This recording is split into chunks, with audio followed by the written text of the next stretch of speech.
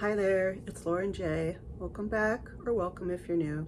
I like to do get ready with me style videos using products that are new to me, or just need a little bit more love in my collection. Trying something different today.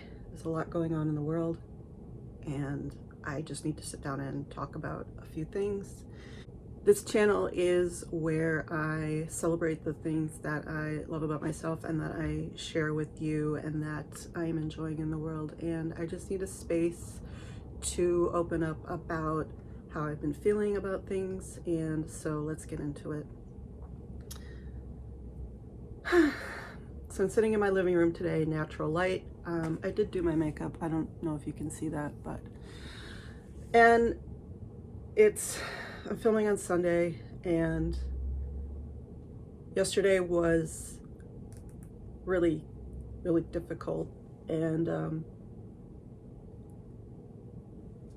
trying to process what's going on right now is extremely difficult. I've been stuck in my house for 3 days because it's been sub-zero temperatures here. You can't really go for a walk because you'll freeze, and every time I start scrolling on Instagram or any other social, I'm pretty much only on YouTube and Instagram, but every time I just mindlessly scroll, I just end up down this rabbit hole of chaos. And so I've been reading, I've been working in my journals, just been trying to figure out what I need to do, how I can respond, how I'm feeling, and just trying to get a grip on how I choose to be in the world right now. And that's really difficult. I don't know where this all goes. I don't know how this all ends. I don't know if we come through this completely transformed or if we just go back to what we were doing before. And I don't know which one is scarier at this point.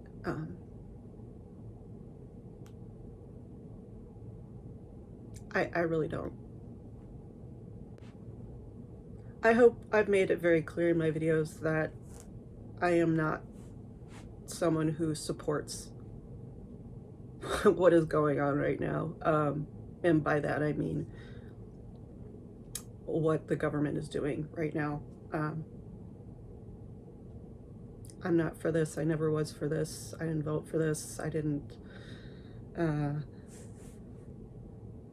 I feel like since 2016, I've been constantly reliving this nightmare. I had to relive it on January 6th of 2021, and now I've relived it twice already in January this year. Not to mention everything that happened last year with all the federal funding and everything. It's just been constant and nonstop, and everything that's happening with NATO and Greenland and Venezuela, none of this is normal or okay. And I hope I've made that pretty clear that I'm not for any of this. I'm struggling, I'm scared, and I know that I'm not the focus of this. It is other people. There are people who are actively being affected right now, but in a way we're all being affected by it. I've been affected by it in my own career. I've been affected by it in my own community, and I don't know where this goes and where it ends, but I know that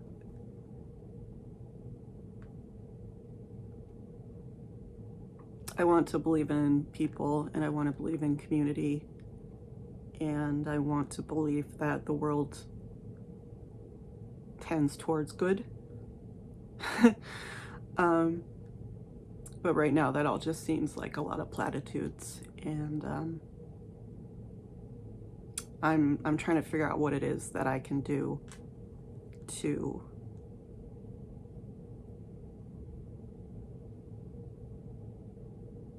help create the world that I want to see. So, I'm going to transition again. This is supposed to be my safe space and a place for you to come and sort of get away from the world. But again, I've talked about how difficult it is to be a creator right now. Again, I'm not a huge influencer. I'm not monetized. I can't get demonetized, but there are things that I could say that if someone, you know, finds this, I could be in trouble in other areas, you know. I could, my job of 20 years could be gone tomorrow for several reasons, but also now because of what I say. And so I'm choosing to say something and hope that the world tends towards good. All right, so let's get to the stuff that makes us happy. So let's talk about Chanel.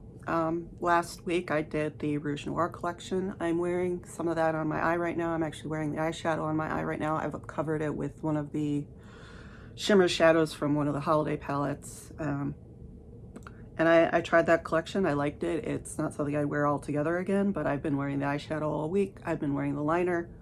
I've been wearing the mascara. So yeah, I've been enjoying it. I've even worn the Rouge Lilac to work a couple of days. So yeah, and so let's rapidly move on to the next collection, because that's what we do in this world right now. We just rapidly move on to the next thing. So the denim collection. So I talked about that in my little editing portion last week. Yes, I'm wearing the headphones. I like my headphones. They make me feel comforting. They're comforting. They make me feel enclosed and whatever, and they have a good microphone. So I'm not going to do this in my get ready with me's, but I would like them on right now because I need comfort. So the denim collection, it sounds like we're getting a spring denim collection, which is, look, I love blue. Blue, I hear blue, here for it. It also seems to be a theme that Guerlain came back with this year, so denim is apparently hot. I don't know, I always think, I'm wearing jeans today. I mean, denim's always a thing, right? But it looks like there's some really cute, cool things in here. There's two eyeshadow palettes, so two like a chomps. There's one that's like a kind of ethereal pink and a silvery blue, and then there's one that's more like one deep blue, two neutrals, and a silver. I'm kind of leaning towards the one with the deep blue, but it also looks a lot like the one that came out for spring of 2023 with the Ocean collection in 2023. And then again with the highlighter, there's like a deep blue highlighter. I don't know that I'd go for that. I didn't go for the highlighter in the 2023 collection either, but it looks cute. It's, you know, denim embossed and all that. I'm actually looking on, I think, beautyvel.com right now. I can't be on Instagram right now. I just can't. There's a nail polish which looks a little bit deeper than the one that came out in 2023, and there's like 4 different really light colored what are these, Rouge Coco Bombs or Rouge Coco somethings. And then there's a blue one. The blue one looks really cool. If it's like I don't know if it's like a pH balance kind of thing, but that looks super cool. I might pick that one up. And then of course, there's a Noir Allure mascara. There's a Noir Allure mascara in deep blue. Yes. And there is also a Stila U. I don't know if it's 1 or 2. I know at least one is new. One looks like it might be a re-promote, but yes, I would have to pick up the new Stila U. So yeah, and then there's also, it looks like the quads have at least one of these. It's either the quad or maybe both, or the highlighter have like a denim covering, like in place of where the velvet casing would be. They have like a denim, so kind of like the idea with the tweed collection. And then there's a hand cream, you know, the egg shaped hand cream. I have it somewhere. I have the egg shaped hand cream, and that has a denim like little zippy case, which could literally only be used for that hand cream. Or maybe one of the, I don't know if like the Rouge perfume that's in the egg shape. They have a couple of things that are egg shaped that might fit in there for perfume, but mostly I think it's just the Chanel hand cream you could use with that. So I'm not going to post pictures. There's nothing too uniquely different about this collection. It's, like I said, it's very much like the 2023 collection, and I love that collection. So hey, I love blue. I'm always gonna love blue. If I can pick up one of the compacts with one of the little denim cases, that would be cool. I don't know how I feel about the hand cream. It's like a denim and pink situation going on. I don't know, it's cute. It's really cute. I like the Rouge Noir collection. I thought that was super cute, and it's just they follow one right after the other. So yeah, I'm still trying to incorporate the Rouge Noir collection into my makeup. So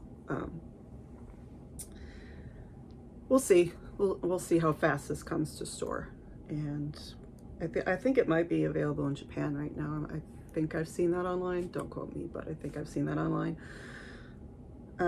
But we'll see how quickly it comes, and I'll probably contact the SA that I work with usually, or that I buy from usually, for that.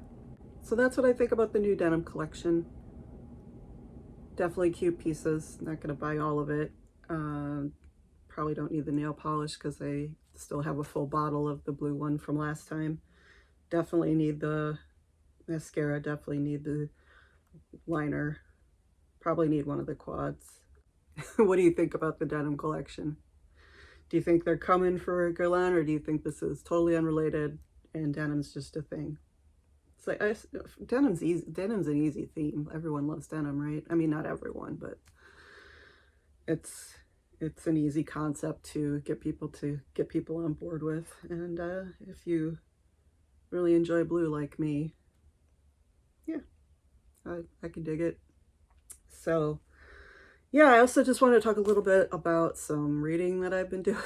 I've been reading a lot this January, and so far I've finished 8 books, and just want to talk about them for a minute. So if you're interested in that, keep watching. But this is my pile of books that I've read in January so far. I don't read like this ever. Like, I'm not voracious.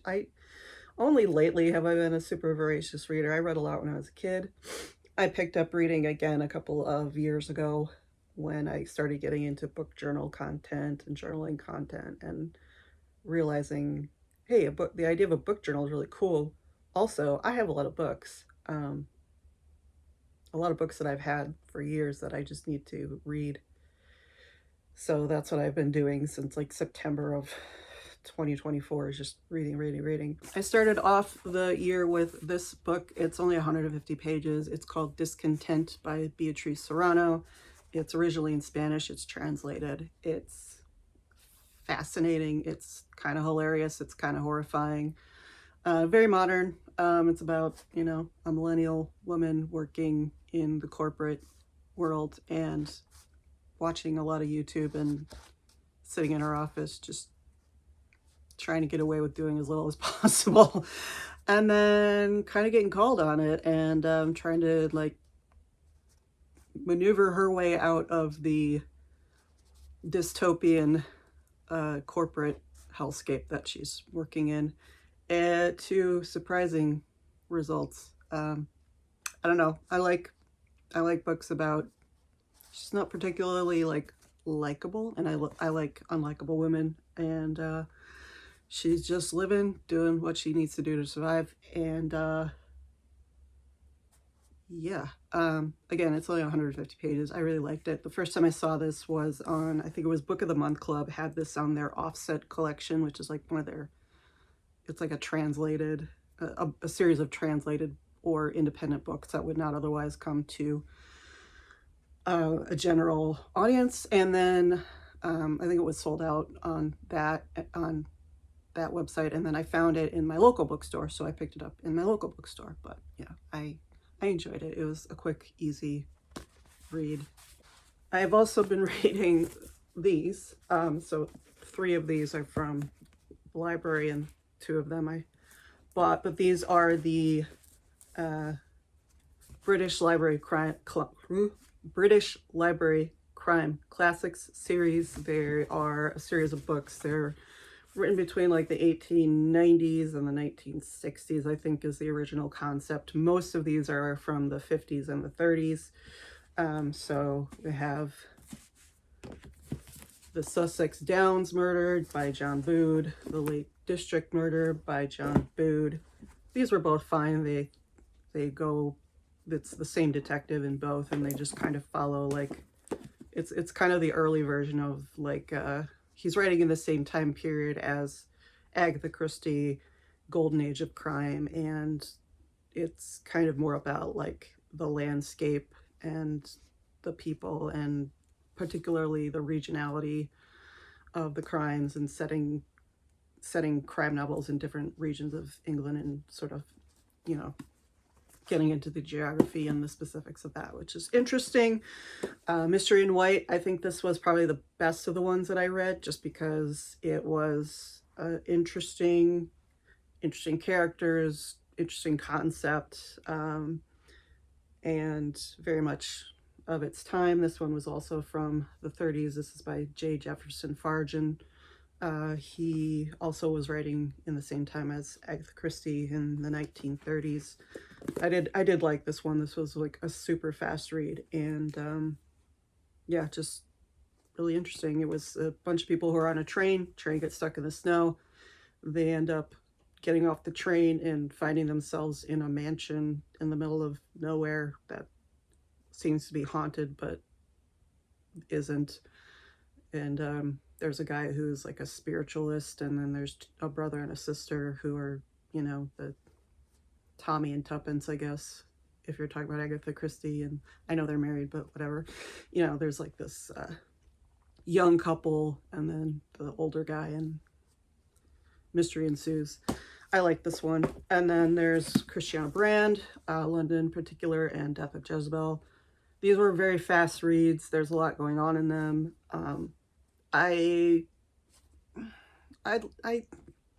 The mysteries are very much of their time. These were both written in the 50s, and I don't know, it's just, the politics of them are interesting sometimes.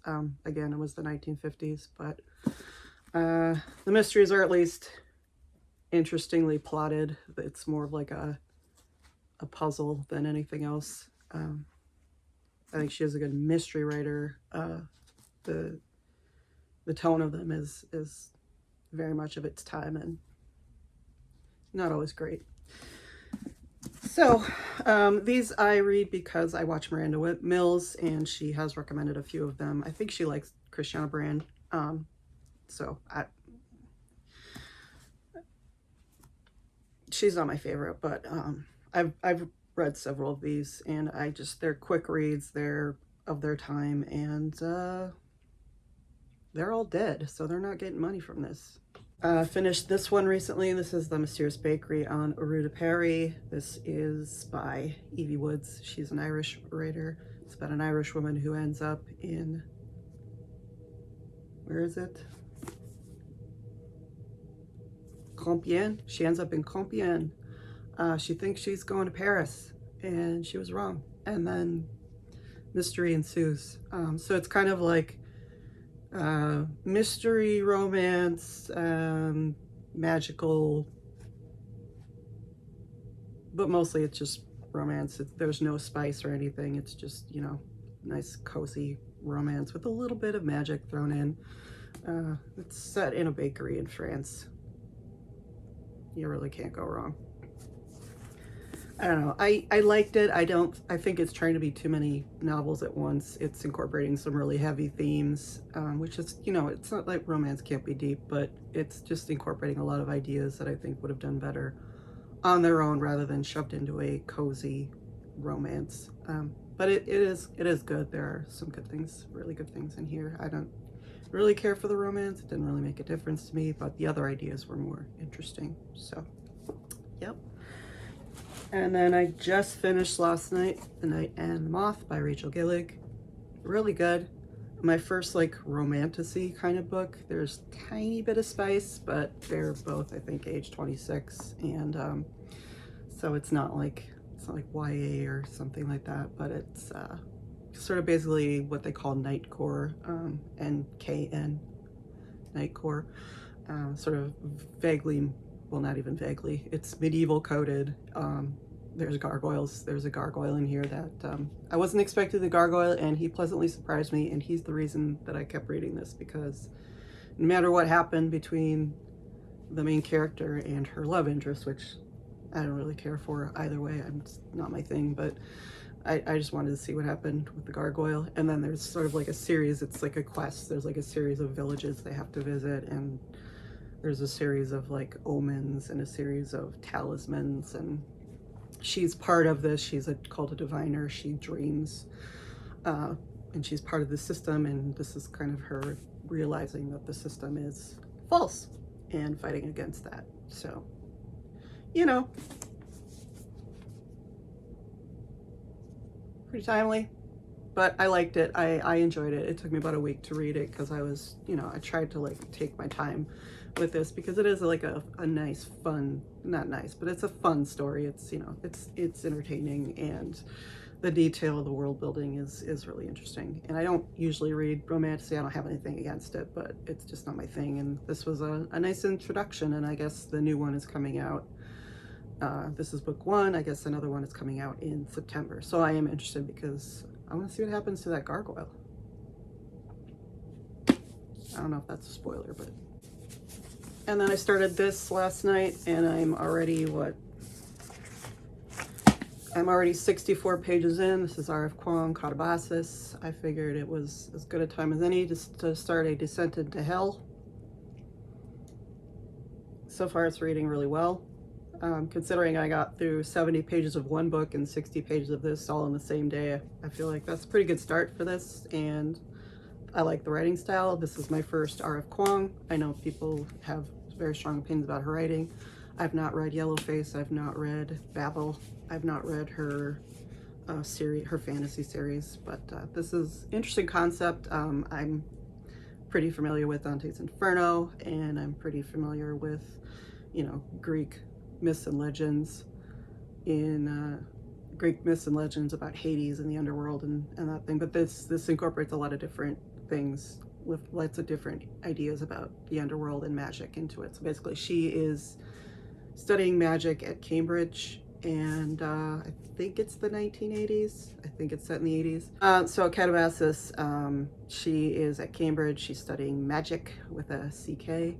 Her professor, she's a graduate student, her professor dies, which is kind of her fault, or actually her fault, and so she goes to hell to get him back because she needs to graduate, and he's the only one apparently that can make sure that she gets a good job.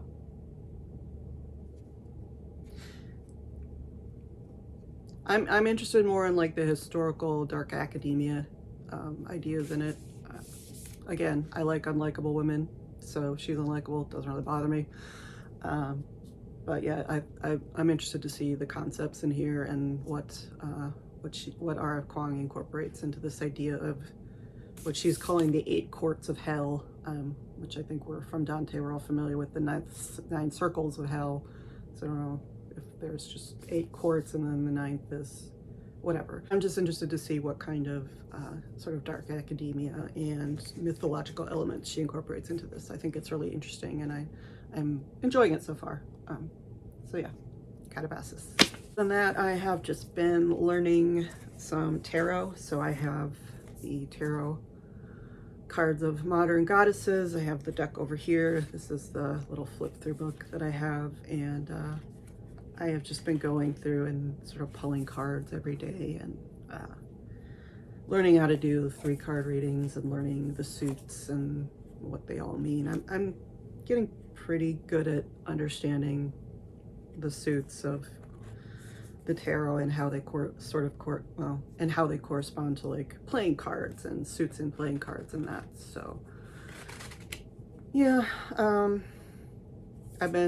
this is something that's kind of just given me comfort, giving me an outlet to process how I'm feeling about the world. And I don't necessarily believe that it's going to predict my future, but I think it can offer me self-reflection and guidance for how to move about in the world. And I think that's important right now. We need a lot of self-reflection. We need action, but we also need self-reflection, care, caution. So yeah, that's one of the things that's sort of keeping me centered right now, when the world is cold and you're separated from your family, and there's just this sort of in-between time for the world in terms of like the weather and events going on, and then the chaos that is going on all around you, when otherwise you feel sort of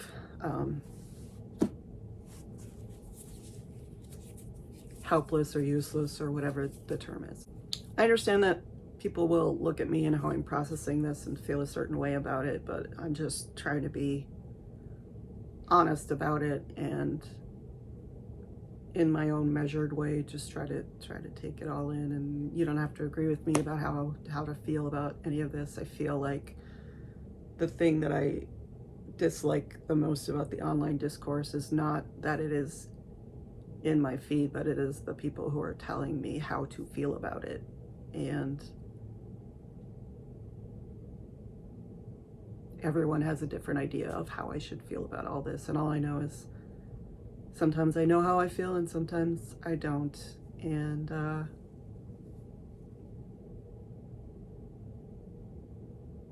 it's hard. So anyway, I just hope this comes across as if not helpful, at least real. And I hope, again, that you all are taking care of yourselves. Please just do what you need to do to go about your day and keep yourself safe, keep your peace, and connect how you need to connect, and stay grounded in this world that is spinning so fast. So anyway, I hope that you enjoyed hearing my thoughts on the denim collection. I hope you enjoyed seeing a little bit about what I'm reading, and I hope you don't mind the weird angle and the weird lighting and the fact that I have headphones on and the fact that I'm saying anything about anything that's going on in the world, whether you think my opinion is educated or right or wrong. It is just how I'm feeling. So I hope that you are okay. I hope you have a good week. I hope we all have a good week. Thank you so much for watching. Please don't forget to like, comment, subscribe. Any of those would be welcome. All of them would be deeply appreciated. And I will see you in the next one.